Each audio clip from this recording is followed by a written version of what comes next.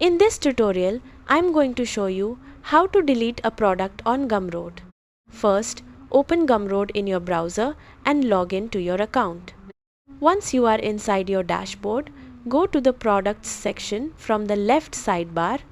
Here you will see all the products available in your store.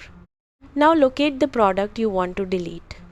Next to the product, click the three dots menu or the settings icon to open more options. From the drop-down menu, select Delete or Delete Permanently depending on the current Gumroad interface. Gumroad will then ask you to confirm the deletion.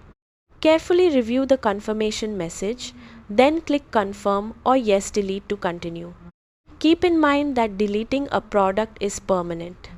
The product page, files, images, and description will be removed from your library and cannot be restored later. However, customers who already purchased the product will usually still keep access to their purchased files. If you only want to hide the product from new buyers without removing it permanently, you can choose to unpublish the product instead of deleting it. Once confirmed, the product will disappear from your product list and store. And that's how to delete a product on Gumroad. Thanks for watching and goodbye.